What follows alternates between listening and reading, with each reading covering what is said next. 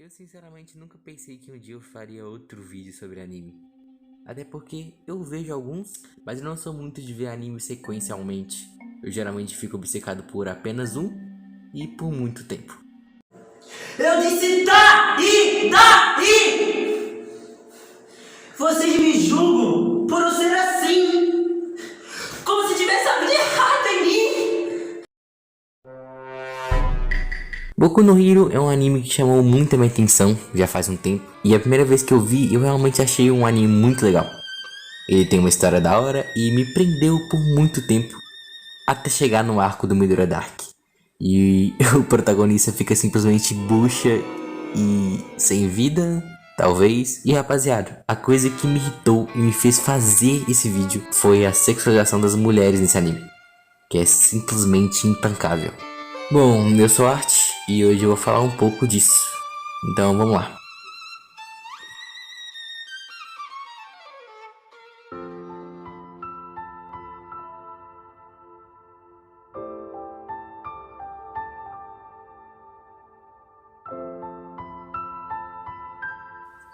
Olha, eu gosto muito do começo do desenvolvimento do Deco.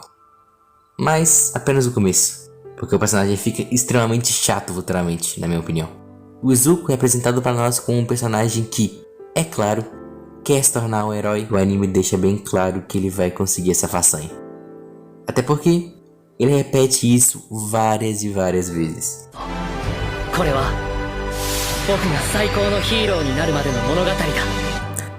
Então, nós começamos o anime com a certeza de que o Deku vai conseguir realizar o seu sonho de se tornar o maior herói do mundo. Então, se nós já sabemos que ele vai conseguir o seu objetivo, o que nos resta é a jornada do Deku. De como ele vai fazer isso, que caminhos ele vai seguir, que obstáculos ele vai passar e que inimigos ele vai enfrentar. Enfim, o que nos resta é apenas a jornada. Não que isso seja ruim, mas nós, telespectadores, esperamos que essa jornada fosse interessante e divertida de se assistir. E foi. Até socarem 7 poderes no rabo dele. Uma das coisas mais interessantes em Boku no Hero é ver como o Deku vai usar o seu poder para conseguir seus objetivos, já que ele inicialmente consegue usar apenas 0% ou 100% do seu poder. E o 100% destrói completamente seu corpo. O Izuku é um dos primeiros, se não o primeiro personagem a usar seu poder de uma forma mais estratégica. Vemos personagens como Bakugou ou Todoroki, que simplesmente flodam seus poderes sem parar em diversas vezes. Uma das lutas mais interessantes é a luta do Deku versus o Todoroki. Vemos o Deku tentando usar seus poderes de forma estratégica e cautelosa, porque se ele saísse flodando igual o Todoroki, ou ele ia morrer, ou o cara ia quebrar todos os ossos e virar, sei lá, um pastel. E não me chama de pastel de flango! É muito interessante o jeito que o Deku usa seus poderes no começo. E isso é uma das coisas que mais me prendeu no anime. A graça do One for All é justamente ser um poder com várias restrições pro Deku. E ver ele aprendendo aos poucos e conseguindo usar o poder sem se machucar é simplesmente algo satisfatório. É tipo você passar horas em um jogo coletando recursos e quando você finalmente consegue seu objetivo, você tem um êxtase de dopamina no seu cérebro. Não só isso, mas as vezes que me deixava mais entretido no anime é quando o Deku se ferrava e o seu plano não dava certo. Ver ele lidando com suas próprias consequências e tentando nivelar o jogo, isso é muito interessante, cara. Eu lembro da minha reação na primeira vez que o Deku usou seu poder. E literalmente tudo que tinha pra dar errado deu. O cara pula, quebra a perna, o cara mete um socão, quebra o braço. E agora ele tá caindo muito rápido em direção ao chão. Eu lembro de ver isso e ficar realmente agoniado com o que poderia acontecer. E não uma sensação de que, nossa, será que ele vai morrer? Não é isso. É justamente o interesse de saber como esse desgraçado vai lidar com essa situação bosta. Isso que era legal em Boku no Hero. Ver o Deku lidando com situações quase impossíveis de sair e criando estratégias para conseguir usar o seu poder sem ficar completamente debilitado. E infelizmente, isso é completamente destruído com a chegada das outras individualidades dele. Vou ser sincero com vocês, eu achei extremamente paia o Deku ter mais de um poder. Acho que o poder principal já era mais do que o bastante, e o jeito que ele usava era muito criativo e original. Quando chegou o Chicote Negro, eu até gostei. Teve desenvolvimentos, teve uma cena da hora, teve dificuldades, E acima de tudo, teve cenas do Deku aprendendo a usar esse poder novo. E você vê ele aprendendo, ele treinando e ele cometendo erros. Isso que é interessante de Boku no Hero. Mas, sério, chega em um certo momento que esses poderes ficam muito escrachados e sem sentido. Tipo, mano, por que caralhos o Deku ia precisar de um sentido aranha? Você tá de sacanagem com a minha cara. Pra mim, a ideia de ter vários poderes se perdeu muito. Como eu já disse, a graça do Deku é ver ele treinando e desenvolvendo seus poderes aos poucos. E simplesmente, de um dia pra noite, ele aprende a controlar suas não só uma, não só duas, mas 7 individualidades, gente. 7 individualidades. O cara simplesmente é Deus. Atropelar o cara. Jesus Cristo! E o pior é que nenhum desses poderes são tão legais como o poder principal de Super Força. Nós vemos o Deku se esforçar e estudar ao máximo o One for All para conseguir usar sem se machucar. E não vemos isso com seus outros poderes. No máximo que vemos é o Chicote Negro, mas mesmo assim é tão rápido, cara. Porra, o cara tá fazendo speedrun de como se tornar Deus. Sinceramente, isso tira totalmente a vibe do Deku, na minha opinião. E eu já vi isso em outro anime também. Naruto é um anime que eu gostava bastante. Hoje em dia eu prefiro ver 500 vezes o final de Shingeki do que ver Boruto. Enfim, Naruto também tem esse erro. Vemos o Naruto treinar por muitos episódios para usar apenas uma habilidade. E de repente ele simplesmente sabe usar tudo e controlar tudo. E o cara simplesmente se torna Deus. Todos mamem a rola do Naruto. Sinceramente, isso tira muito a credibilidade do personagem, na minha opinião. E falando em personagens que não têm credibilidade, nós vamos entrar em um assunto um pouco mais sério agora.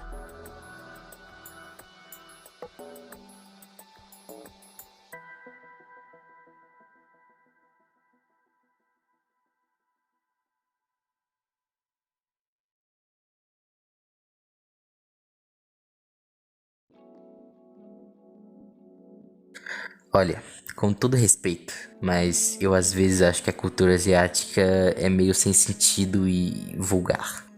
Antes de falar sobre as inúmeras personagens de Boku no Hero que o potencial foi desperdiçado para se tornarem personagens sexualizadas de 15 anos, eu gostaria de falar de um anime que provocou níveis de xenofobia que eu não sabia que existia em mim. O Paraíso Ilusório é um anime que eu fiquei interessado há alguns meses atrás. É um anime que tem uma premissa muito interessante. Basicamente, vai alternando entre duas histórias de algumas crianças que são criados em um mundo cercado por uma muralha, crianças essas que definitivamente não são normais, e uma outra história de duas pessoas que sobrevivem juntas em um mundo que é apocalíptico. Isso é só um pequeno contexto, mas tem uma cena nesse anime que me fez ficar muito desinteressado de continuar vendo. Se liga, Kiriko era uma garota que participava de uma comunidade nesse mundo apocalíptico. Ela tinha um irmão que se chama Haruki. Esse Haruki, ele tinha uma pessoa que ele considerava seu amigo barra mestre, que era o Robin. Pra gente chegar no contexto que importa, é bom vocês saberem disso. O Haruki morreu para um dos monstros que fazem parte do universo do anime. A Kiriko, sua irmã, ela viu que seu irmão estava em perigo e foi ajudar. Mas já era tarde demais. Ela viu seu irmão completamente desmembrado na sua frente. Ela desmaiou e quando ela acordou, ela era o seu irmão. É confuso, mas se liga. Parece que houve uma cirurgia de transferência de mente do Haruki para sua irmã, a Kiriko. E a história dela, ela ainda traz o médico que fez a tal cirurgia. E do Robin, seu amigo. Era muito interessante essa lore de ver o próprio irmão preso no corpo da sua irmã. Isso possibilitava muitas cenas icônicas e dava um mistério de como ela ia resolver essa situação. Mas aí, ela encontrou o Robin. Depois de 4 anos procurando o cara, ela finalmente o encontra. Ok, gente, deixando claro, a cena que eu vou falar agora acontece no final da temporada do anime. Depois disso, eu perdi muito interesse desse anime. Então, eu não sei como isso termina. E nem sei se foi explicado ainda alguma coisa mais sobre isso. Mas isso não importa. A credibilidade que essa cena tirou me fez não ficar mais interessado por essa obra. Bom, lembra que eu disse que o Haruki considerava esse Robin um amigo barra mestre? E ele obviamente ficou muito animado por ter encontrado o Robin. Ele explicou a situação estranha que ele se encontrava. A situação de estar no corpo da sua irmã. E, gente, o cara abusa sexualmente dela. E acaba a temporada. Eu não tô zoando. Eles ficaram 4 anos sem se ver. E uma das primeiras coisas que o cara faz é abusar dela. Mas ok, em muitas obras tem esse tipo de coisa, tá ligado? E geralmente mostra as consequências disso. Mostra o personagem que foi abusado passando por situação de superação. Mostra os traumas que o personagem adquire. Mostra o sofrimento do personagem. E no caso desse anime, essa parte se torna ainda mais interessante. Porque estamos falando de um cara que está preso dentro do corpo da sua irmã. E foi abusado. O tanto de lore que dá pra criar em cima disso. O tanto de ensinamento e reflexão que dá pra tirar disso. Mas não. Ela esquece disso em 5 minutos. Ela esquece disso 5 minutos depois. Meu Deus do céu, puta que pariu, cara. Gente, eu não tô zoando. Lembra que eu disse que as histórias são alternadas? E que a outra história é mostrada que são 2 pessoas que vivendo em um mundo apocalíptico? Então, o Maru é o companheiro da Kiruko. E ele descobre o que o Robin fez. Ele quase mata o cara na base da porrada. Mas sabe quem impede ele, gente?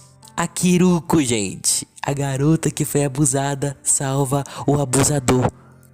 Nossa, que história coesa, não é mesmo? A cena é simplesmente ridícula. Ver a garota que passou por isso e logo depois defende o seu abusador, isso simplesmente tira a credibilidade da personagem. E depois de uma conversa de nem mesmo 5 minutos direito, ela volta a sorrir como se nada tivesse acontecido. Vocês entendem o problema aqui? Gente, se for pegar um tema pesado desse tipo, faça uma história que vale a pena assistir. Uma história que pode sim provocar gatilhos em pessoas que já passaram por isso, mas que mostre a superação da personagem, que mostre a evolução, que mostre alguma coisa, caralho. E sinceramente, mesmo que no futuro desse anime mostre algo relacionado a isso, eu não me importo.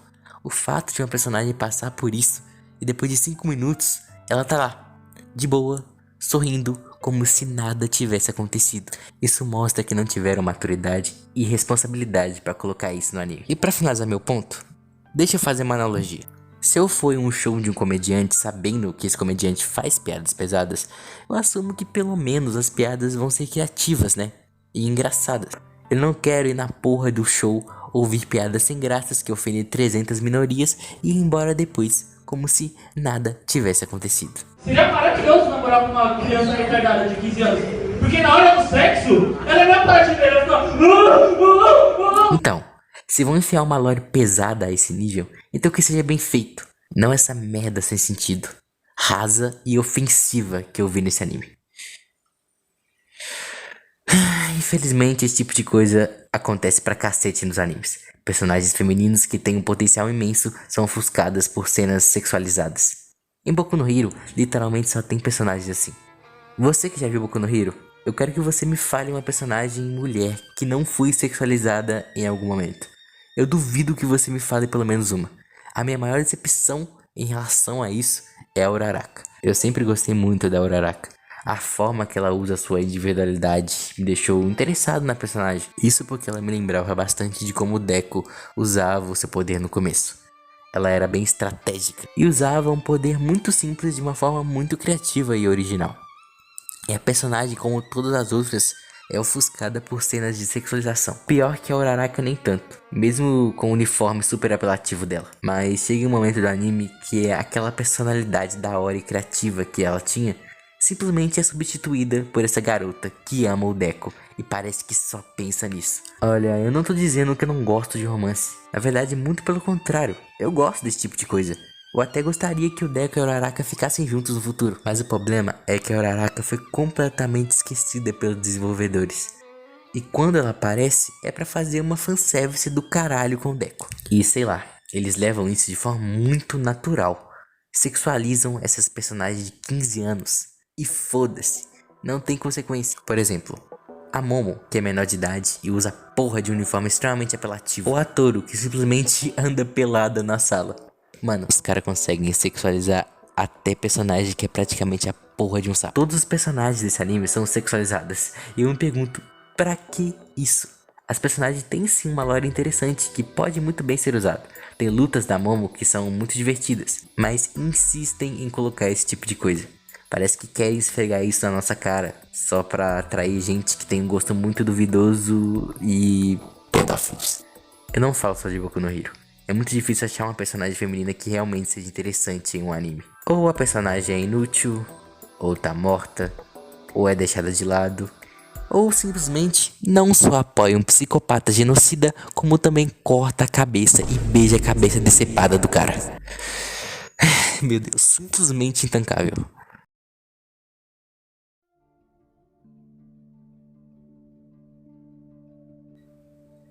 Bom, rapaziada, essa foi a minha visão sobre esse assunto.